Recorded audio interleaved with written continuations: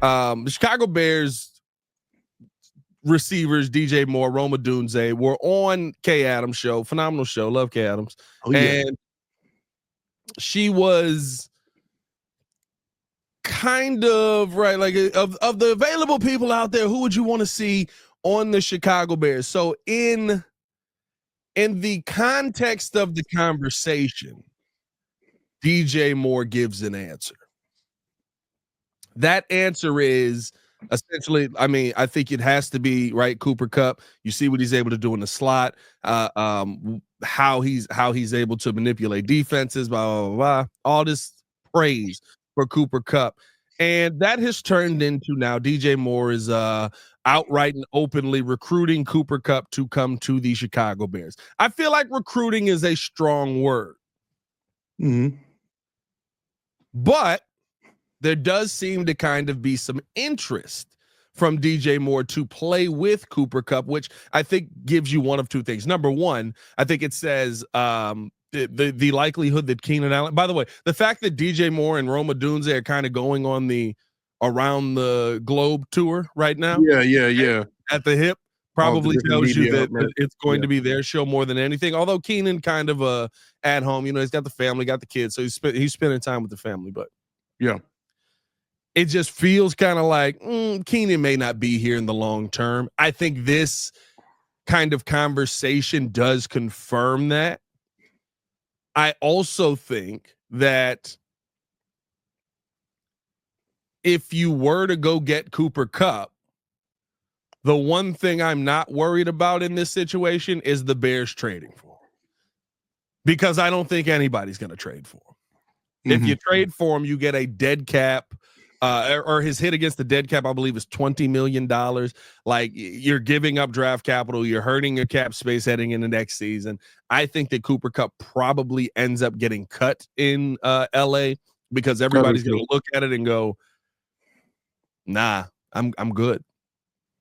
Like, why would I give up draft capital for this? Unless somebody like just really, really wants him, right? Maybe it's a team that's got a young quarterback that they just trying to like give him somebody to throw to. And I think Cooper Kupp's a great option. Like you said, out of the slot, I think he's still got some of that juice there, dealt with some injury last season, came back, and Puka was still being Puka, you know what I mean? Which allows them to kind of move off of him. But at the end of the day, I think that I could be convinced that Cooper Kupp is a good move. It just has to be after everything else is done. I'm right there with you. I think that this is not the priority. It sounds good. I mean, you know, yeah, of course, DJ Moore gave some credit to Cooper Kupp, saying that, you know, he would also like him in the slot. He mentions that, you know, he can maneuver. It's like the game is slow for him. You know, there's a lot of different things that Cooper Kupp can still do. 31 years old. So, I mean, you're essentially technically upgrading from a Keenan Allen for that third guy that I guess we can call it the old guy receiver slot now, because they're always going after the experienced vet. Seems like, yeah. So, I mean, and he's coming off an injury. So, I mean, I wouldn't mind the Cooper Kupp, but I mean, again, what is the priority here this offseason? You already got Roma Dunze and DJ Moore coming off of decent seasons. I feel like they're going to continue to get better and better in their cohesion with Caleb Williams, especially Rome having a decent rookie year. DJ Moore kind of getting back to what he did 2 years ago, hopefully. And so that's not necessarily the first thing that we need.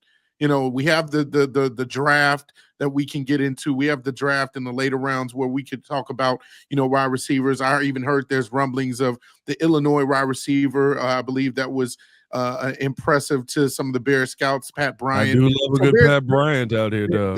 Hey, I'm fine with that. Like there's so many other options and ways that we can go for receiver. The most important thing is getting the protection in the trenches right. Otherwise, it doesn't matter who we get a receiver. In addition to DJ and Rome, Caleb's still going to get 70 sacks. So again, let's keep the focus on what's most important, and then we can get a little happy in the long run if we address the trenches first. Yeah, I mean, look, Cooper Kupp doesn't bother me. I think it'd be a good signing in the long run at the end of the day, right? But it doesn't bother me because I think it's a end of free agency signing if you make it. They're going to have to cut him. I think long term it's not I don't see teams really giving up what they're looking for. Maybe I guess if it turns into a, hey, we're taking something for nothing, you could see a trade come in there if the Bears are able to get Cooper Kupp for late round draft capital. But even then, just trading for him and having to take the cap hit on that, like, I don't see that being a great option for the team in the long run. But here's my thing. The conversation on DJ Moore wanting more weaponry on the Chicago Bears, I think it kind of kills that. It almost kills the you can have too many weapons idea, or that number one, that DJ Moore's worried about targets coming his way and stuff like that. But like, yeah, because he's like, no, bring in somebody who's going to take targets. Right, I'm fine with that. Yeah, bring in somebody who's going to be another weapon. And I said this a lot, right? When you look at the Rams, they are a team who benefited from having a ton of weapons. When you look at the 49ers, they're a team that has benefited and made Super Bowls. Look at the Chiefs for having a ton of weapons. Look at the Chiefs. Chiefs kind of got some of their weapons mid-season, but like, all them wide receivers are healthy, man. I just the too many weapons conversation has always been a weird one to me, because it's not like every single weapon has to have every single game. Yeah, you know what I mean. I think the to me this kind of shows you that DJ Moore's like, no, we can add more weapons here because it just makes it easier for me to get open. Now fix the offensive line. That's what it comes down to me. Exactly. That's the long term for me. The long and short of it is Cooper Kupp's great after everything's done. Everything ain't done. Job's not done, as Kobe Bryant once said. Oh, I like that. Yeah, job's not done. You have to go out and make sure that you prioritize the right things. This whole offseason has gone really, really well. You prioritize things well. And as I mentioned before, the money's been put in the right places.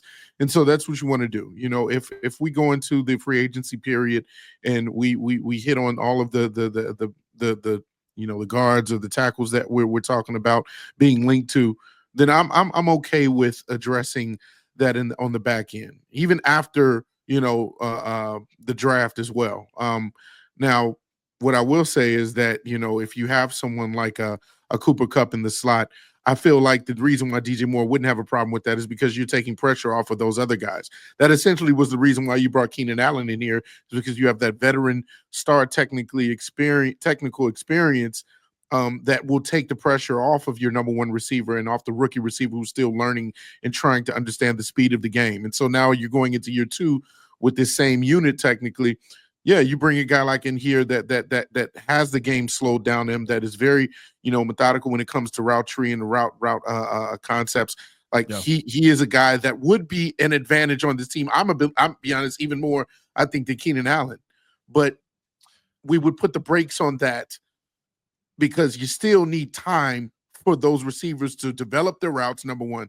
And so, again, it all goes back to, because it's all hand in hand, it all goes back to allowing the quarterback time in order to actually go through his progressions, go through his reads.